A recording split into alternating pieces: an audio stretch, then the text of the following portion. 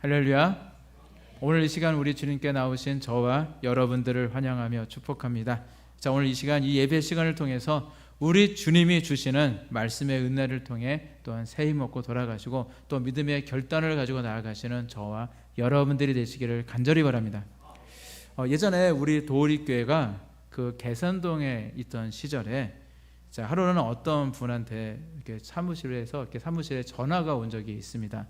항상 이제 상담 전화를 받고 예약을 잡았기 때문에 늘 전화를 늘 받고 있었는데 그때 이제 어떤 남자분인데 그 남자분이 전화를 하셨어요. 근데 그분이 하는 이야기가 뭐냐면 상담을 받고 싶다라는 겁니다. 자, 그 당시에는 이순자 목사님께서 지금 원로 목사님이신 이순자 목사님께서 아직 은퇴하시기 전이셨고 그래서 그 예언 상담을 하시던 그런 시절이었습니다. 그래서 항상 예약을 미리 잡고 그리고 이제 상담을 진행을 했는데 보통 이제 수요일이나 금요일 같이 이제 예배가 있는 날은 저 예약을 잘 잡지 않았고 주로 이제 화요일이나 목요일 날 예배가 없는 날 그때 주로 이제 그게 상담 사역을 진행을 했었습니다. 자, 그런데 이분은요 그냥 무작정 오시겠다라고 말씀을 하시는 거예요. 자, 그날은 이제 예언 상담이 없던 날이었기 때문에 뭐 목사님이 계신 것도 아닌데 그냥 무작정 오시겠다고 하니까 그냥 오시라고 했습니다. 오신다고 그러니까 오셔야죠. 그래서 오시라고 말씀을 드렸어요.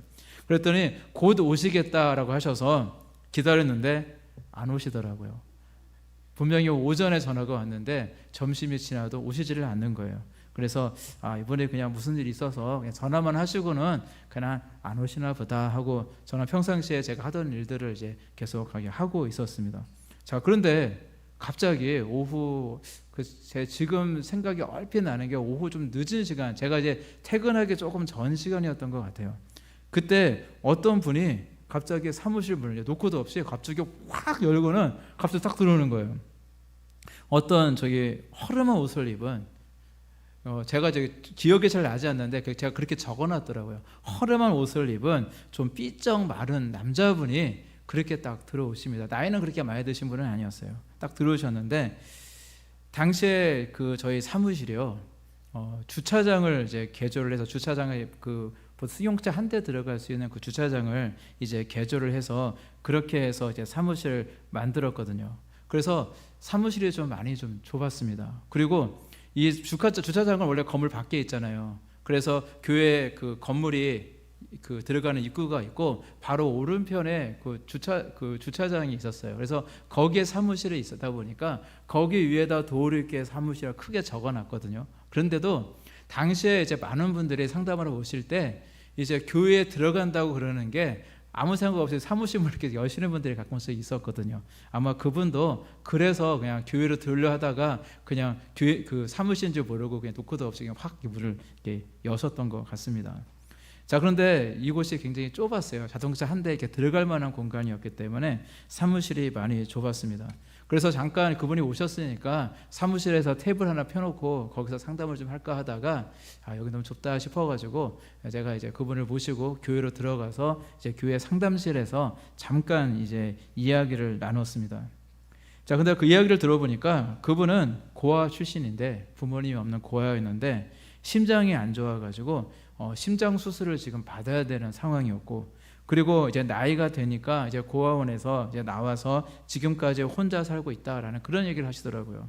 그리고 심장 이 질환 때문에 잠시 이제 인천의 제일 큰 병원 길병원에 갔다가 거기서 이제 치료를 받고 오느라 좀 늦게 왔다라고 그렇게 이야기를 했습니다. 그래서 지금 담임 목사님이 안 계시니까 주일에 교회에 오셔서 예배 참석하시고 또 목사님께 기도도 받으셔라. 그리고 기도를 받으시면 하나님께서 치료해 주실 거다. 우리 도우리교회는 이런 치료의 능력이 많이 나타나는 교회다. 라고 이렇게 제가 자세히 잘 권면해 드리고 이제 그렇게 이야기를 이제 했습니다. 자, 그런데 이분이 갑자기 뜬금없이 하는 이야기가요. 교회 사무실이 왜 이렇게 작아요? 저한테 딱 그 얘기를 하는 거예요. 저는 열심히 상담을 얘기하고 있는데 저한테 뜬금없이 하는 이야기가 교회 사무실이 왜 이렇게 작아요? 원래 교회 사무실은 크지 않나요? 교회 사무실 원래 커야 된대요. 저한테 갑자기 대뜸 그렇게 얘기하는 겁니다. 그리고는 이야기 도중에 갑자기 일어나더니 도망치듯 갑자기 나가버리셨어요. 그때 순간 제가 좀 많이 좀 황당했던 그런 기억이 있습니다. 사무실이 작다고 도망가시는 분도 있더라고요. 사실 그 당시에 우리 도립교회 그 사무실이 좀 작긴 했지만 사실 그 전에 그 이전 교회에서는 그 지하 48평 되는 그 곳에 정말로 그 계단으로 내려오는 그 밑에다 책상 펴놓고 거기서 사무실도 없이 이렇게 있던 시절이 있었거든요. 정말로 그거에 비하면은 이렇게 사무실이 있다라는 그 자체가 굉장히 감지덕지였고, 그날은 제가 혼자만 있었지만 사실 몇 분 더 사역자들이 있었기 때문에 그 좁은 데서 서로 이렇게 알콩달콩 열심히 사역하고 있었거든요. 그리고 게다가 그 당시 그 건물을 매입해서 목사님들이 또 목회자들이 손수 그곳에 뭐 페인트도 좀 하고 손수 뭐 벽도 쌓고 뭐 그런 식으로 해가지고 교회 공사를 진행했고, 이 사무실도 사실은 본래 전등도 제대로 없었고 벽에 콘센트도 없었던 데였어요. 근데 옆에 벽을 뚫어가지고 제가 이제 그 분전반에서 전선을 따와가지고 그래가지고 거기에 전기공사도 다 한 상태였고, 그것만 아니라 천장 된조도 없었는데 된조도 만들었고 바닥에 전기 판넬도 깔았고 거기 장판도 했고 그 옆에 뭐 하여간 거기 직기도 갖다 놓고 저의 손때가 묻지 않은 게 하나도 없었거든요. 그랬는데 계속 굉장히 애착을 가지고 있었습니다. 자, 그런데 정말 그 사람에게는 사무실 크기만 그것만 중요했던 모양입니다. 그런데 굉장히 오래전 이야기이기도 하지만 아직까지 기억이 남을 정도로 제가 좀 황당했던 그런 사건이었습니다. 자, 교회에 와서 사실 그분이 뭐 얻을 게 있지 않을까 그래서 왔는지, 정말 심장이 안 좋다는 이유로 왔기 때문에 뭔가 물질적인 도움을 받고 싶어서 왔는지, 아니면 정말로 기도를 받고 싶어서 왔는지 그것은 잘 모르겠지만, 저는 이렇게 사무실이 작다라고 하면서 도망간 사람은 처음 봤고요. 그때 저도 좀 놀랐던 그런 기억이 있습니다. 그래서 그 당시의 일을 잘 적어놔서 자, 이렇게 여러분들에게 또 말씀도 드릴 수 있는 것입니다. 자, 여러분, 지금 우리 도립교회 사무실은요, 그때 사무실에 비해서 제가 사무실 앉아 쫙 보니까 한 3배까지는 아니고 한 2배에서 3배 정도 더 크겠다라는 그런 생각이 들더라고요. 그리고 앞으로도 우리 아버지 하나님은 지금 이 사무실보다도 더 큰 사무실도 주실 줄로 믿습니다. 그런데 여러분, 설령 교회 사무실이 작다라고 해도 절대 그것 때문에 도망치지는 마시기를 바랍니다. 우리에게는요, 사무실 크기보다 더욱더 귀하고 더욱더 귀한 것이 있다라는 것입니다. 우리는 눈앞에 있는 작은 것, 정말로 그것만 바라보고 섣불리 판단해서는 안 되고요.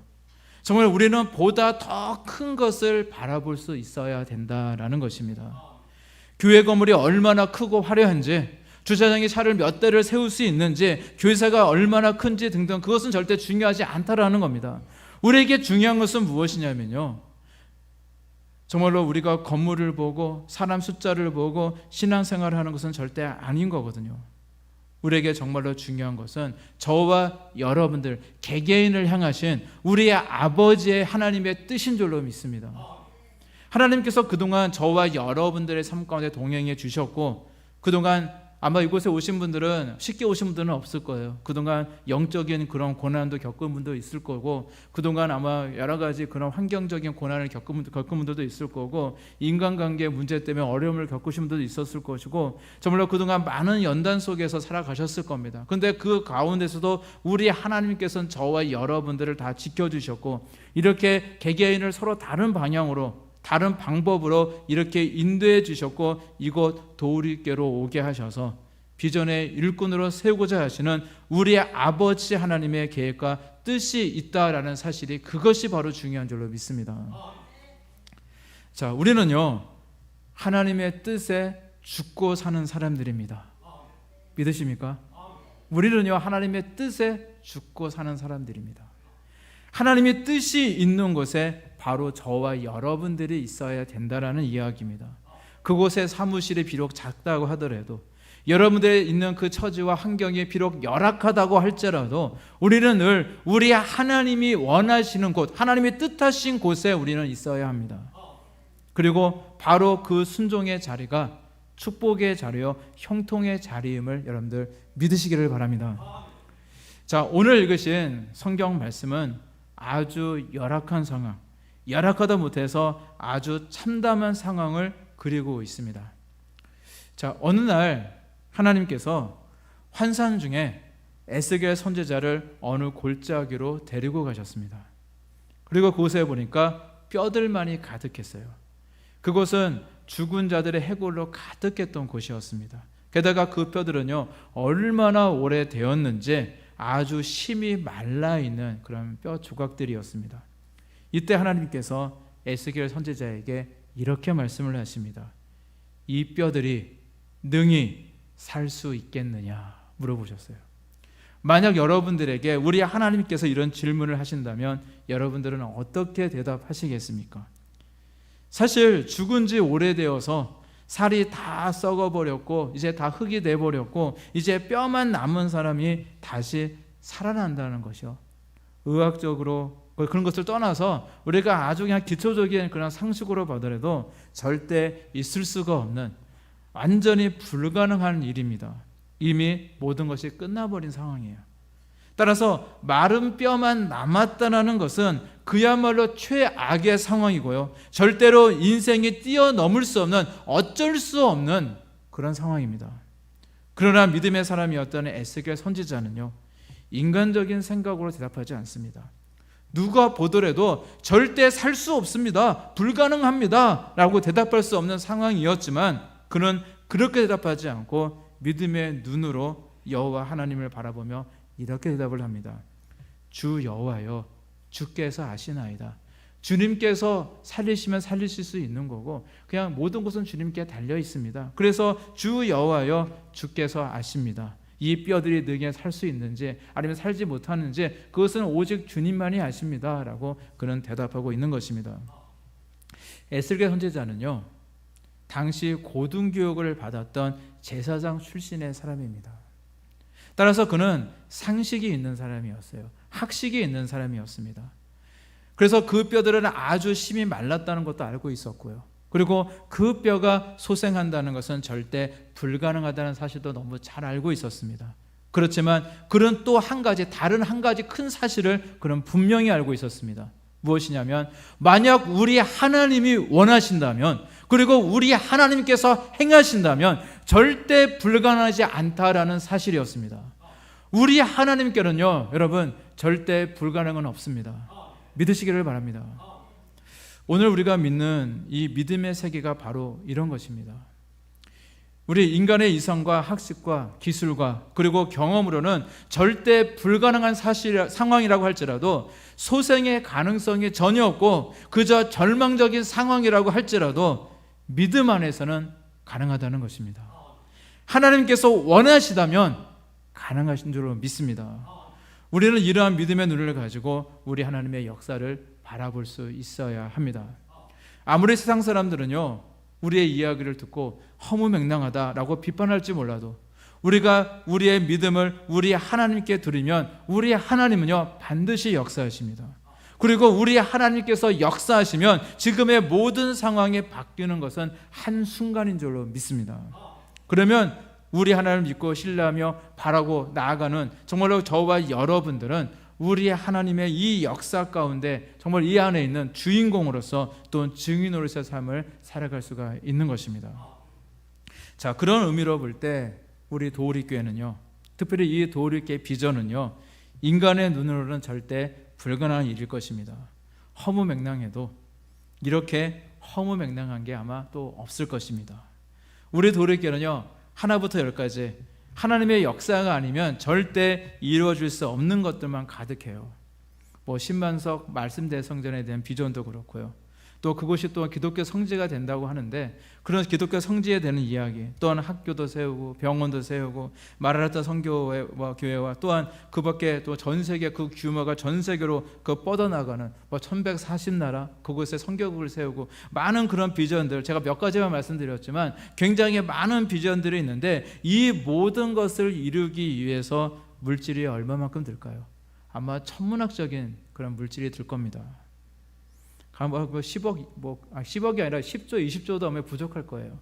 아마 천문학적인 그런 물질이 들 것이고, 또 이제 특별히 또 뭐가 중요하냐면은 저와 여러분들, 무엇보다도 저와 여러분들 한 분 한 분이요 10만 명을 감당할 수 있는 그릇이 되어야 됩니다. 근데 여러분, 할 수 있겠습니까? 뭐 천문학적인 물질도 물질이지만 하지만 내가 10만 명을 감당할 만한 그런 그릇이 될 수 있을까? 아마 그런 생각 한번 해보신 적 있으십니까? 한번 내 모습을 보시길 바랍니다. 지금은 특별히 뭐 거울이 없지만 아마 집에 가셔서 아마 자신의 모습을 보세요. 내가 거울 보면서 여기 뭐 여드름 하나 났네, 여기 기미가 생겼네, 그런 거 보지 마시고 정말로 거울이 있으면 지금 저와 여러분들의 모습을 한번 보시기를 바라요.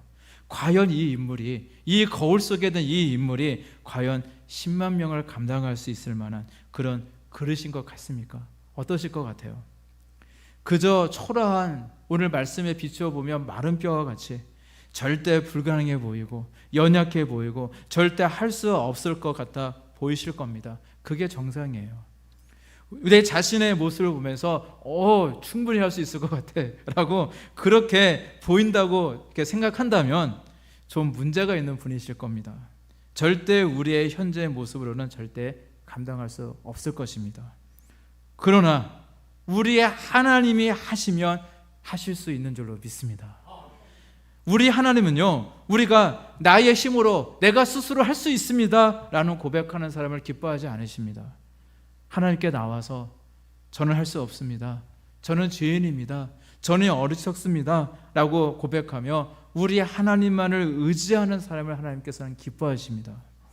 우리 하나님은요, 자신이 얼마나 연약한 존재인지를 깨닫고 있는 그 사람들을요 오히려 기뻐하시고 그들을 택하시고 정말로 나의 힘을 자랑할 수 없는 사람들을 오히려 그분들을 이제 택하셔서 이곳 도우리교회에 보내셨다는 사실을 여러분들 믿으시기를 바랍니다. 내가 뭔가 갖춰져서 하나님께서 우리를 부르신 것이 아닙니다. 오히려 내가 연약하기 때문에, 뭔가 내가 자랑할 게 없기 때문에, 내 자신을 낮출 수 있기 때문에 하나님께서는 저와 여러분들을 이곳에 부르신 것입니다. 그래서 나중에 우리 하나님께서 저와 여러분들의 뿔을 아무리 높여주셔도요, 지금의 이 올챙이적 시절을 절대 잊지 마시기를 바랍니다. 지금도 미래에도 늘 우리 아버지 하나님만을 의지하며 우리 하나님을 높이며 살아가시는 저와 여러분들이 되시기를 간절히 바랍니다. 따라서 우리 아버지 하나님만을 철저히 믿고 의지하시기를 바랍니다. 우리 하나님께는 불가능한 것은 절대 없습니다. 언제나 우리 하나님께 맡겨드리는 삶, 늘 우리 하나님만을 의지하며 살아가시는 저와 여러분들이 되시기를 간절히 바랍니다.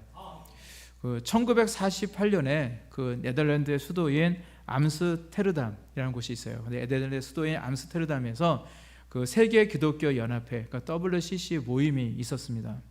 그때 개회식을 거행하기 전에 먼저 어떤 장례식을 먼저 거행을 하게 되었어요. 그래서 커다란 관이 앞에 놓여 있고요.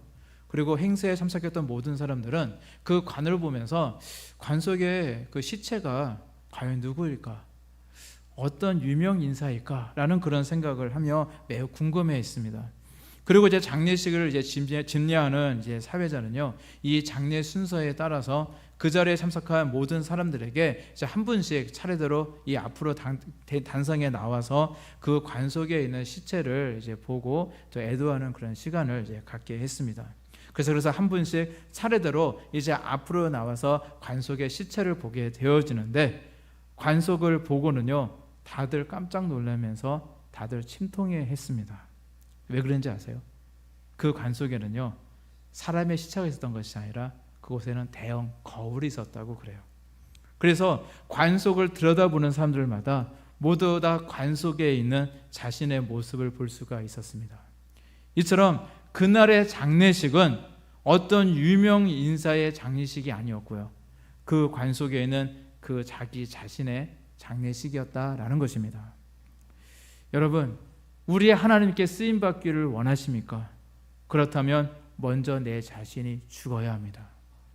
우리 하나님 앞에서 내 상식도, 내 지식도, 내 경험도, 내가 갖고 있는 모든 것들이 다 죽어져야 됩니다. 내가 온전히 죽어질 때에 비로소 우리는 하나님께 귀히 쓰임받을 수가 있는 것입니다. 사도 바울은요, 갈라디아서 2장 20절 말씀에서 아주 이런 유명한 말씀을 하십니다. 내가 그리스도와 함께 십자가에 못 박혔나니 그런즉 이제는 내가 사는 것이 아니요 오직 내 안에 그리스도께서 사시는 것이라 말씀하고 있습니다. 사도 바울은요, 자신이 이미 예수님과 함께 십자가에 못 박혀 죽었다는 사실을 너무 잘 알고 있었고 그것을 고백합니다. 그래서 그는 위대한 사도로서 정말로 존귀하게 쓰임받는 그런 위대한 사도가 되어줄 수가 있었던 것입니다. 따라서 오늘 보신 말씀에서도요, 이 뼈들이 능히 살 수 있겠느냐라고 우리 하나님께서 물으실 때에 내가 막 살아나서 나의 학식과 나의 경험과 나의 이성과 많은 것들이 살아나서 제 상식과 저의 이성과 저의 경험으로 비춰볼 때 절대 불가능합니다 라고 대답해서는 안 된다는 것입니다.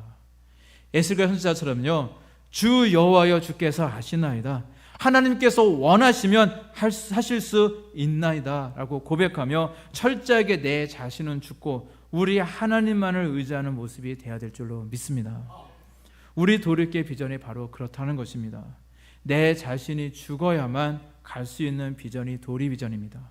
내가 온전히 아직도 살아있어서 내가 생각하는 나의 상식과 지식과 경험으로 이해하려고 하고 막 판단하고자 한다면 절대 이 비전의 길로 우리는 갈 수가 없을 것입니다. 혹여 나의 상식과 지식과 경험으로 이해할 수 없다 할지라도 우리 하나님께서 가라라고 명령하시기 때문에 가는 길이 바로 도리 비전인 것입니다.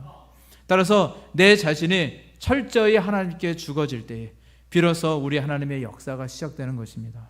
그리고 마른 뼈가 살아나서 정말로 군대가 되어지는 역사, 그리고 불가능에 가능하게 되어지는 그런 놀라운 역사의 주인공으로 정말로 꼭 쓰임받으시는 저와 여러분들이 되시기를 간절히 바랍니다.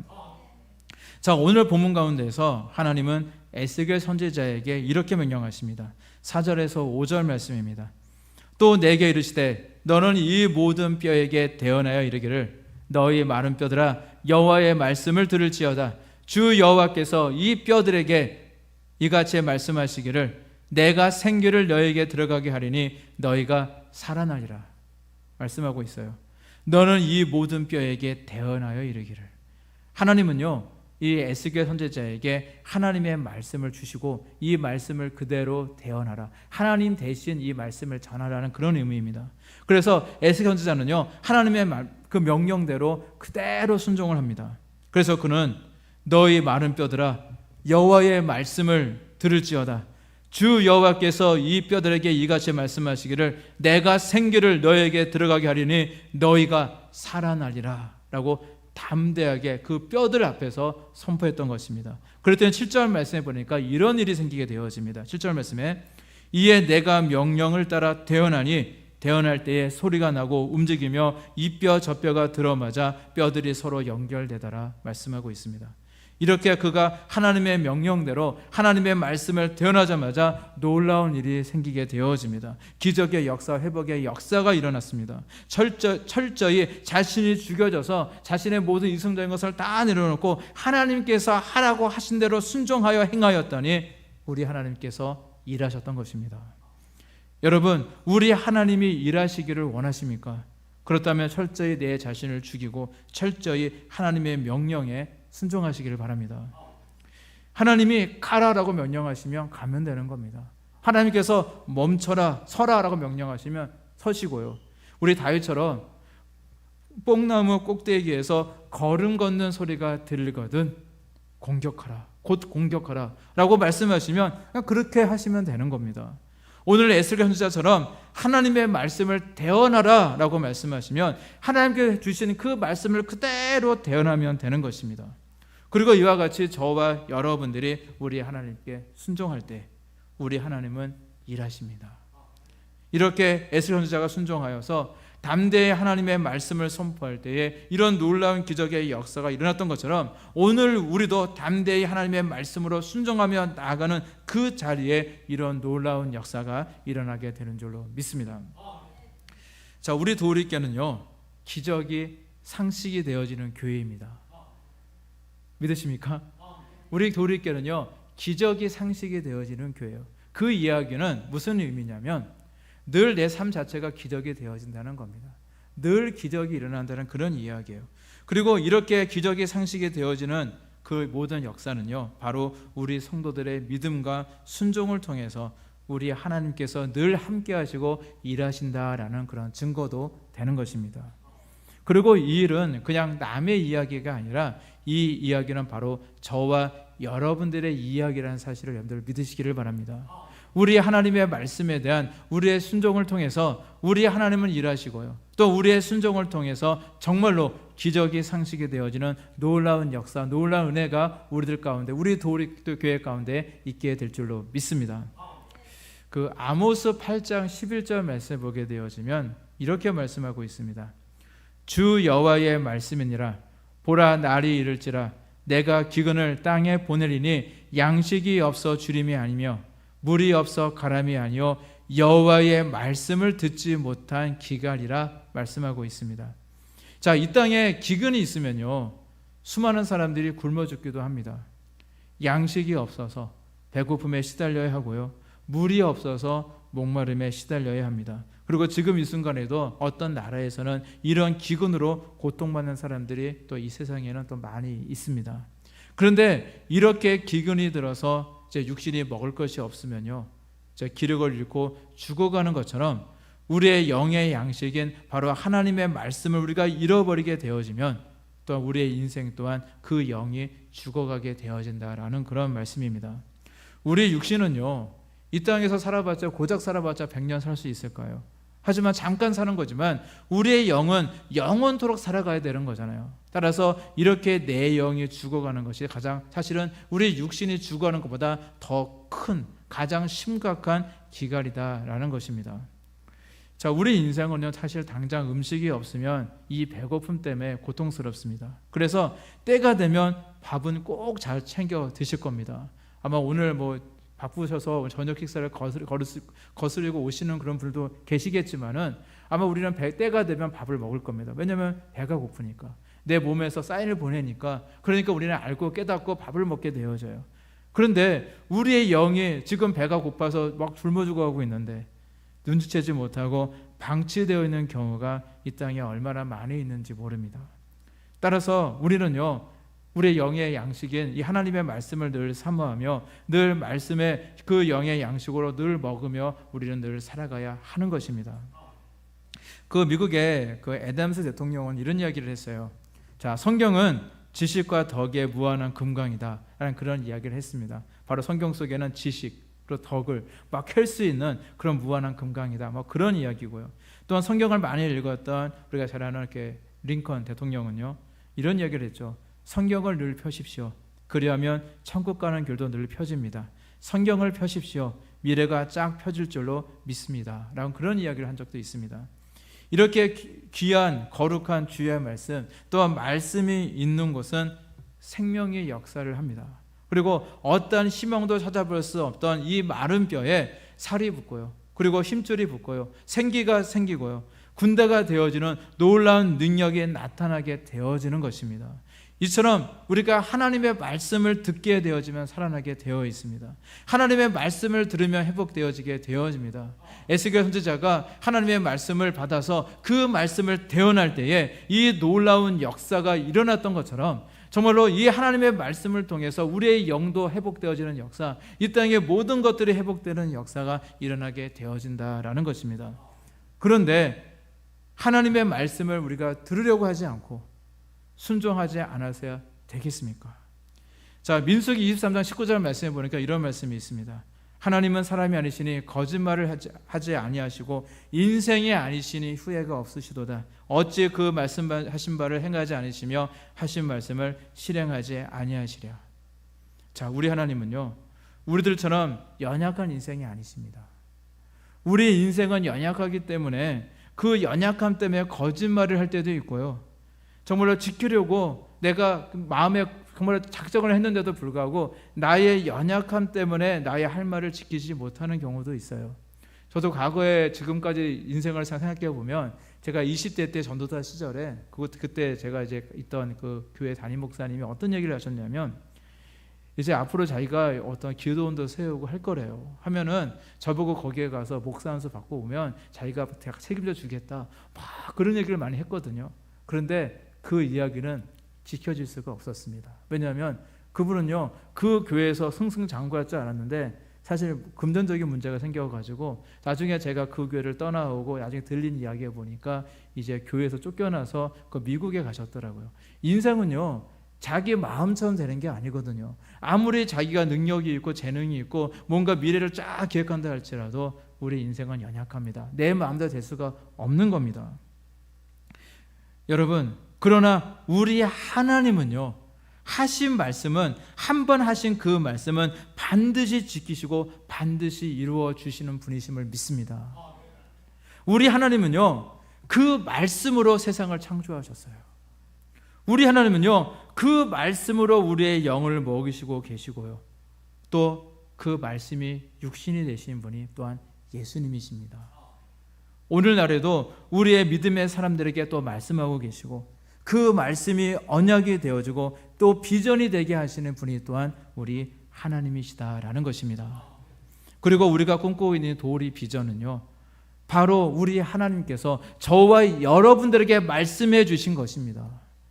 그저 연약한 인생의 어떤 상상이거나 허황된 말이 아니다라는 것입니다. 우리 하나님의 말씀이, 그것이 바로 우리에게 전해졌을 때 그것이 우리에게 언약이 되었고, 그 언약이 바로 도리 비전인 줄로 믿습니다. 그리고 우리 하나님은 한 번 말씀하신 것은 반드시 이루시고 행해 주실 줄을 여러분도 믿으시기를 바랍니다.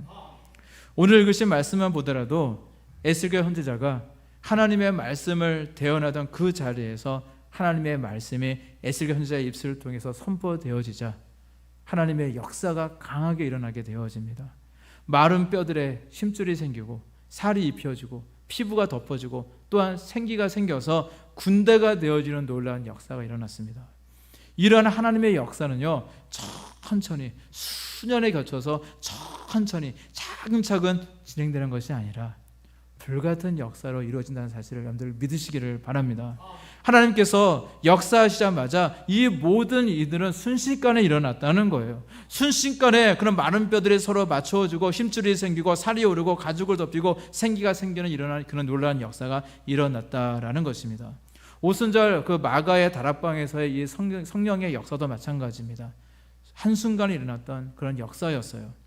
예수님의 제자들과 이제 120명의 그곳의 그 성도들이 이제 함께 예수님께서 말씀하셨던 그 말씀을 믿고 성령을 기다렸을 때에 우리 하나님은 그 말씀을 믿고 그 자리에서 순종하며 하나님 앞에 기도하고 있던 성령을 보내주세요, 약속해 주신 그 성령을 보내주세요 라고 간절히 기도했던 그 하나님의 귀한 자녀들에게 순식간에 성령을 부어주십니다.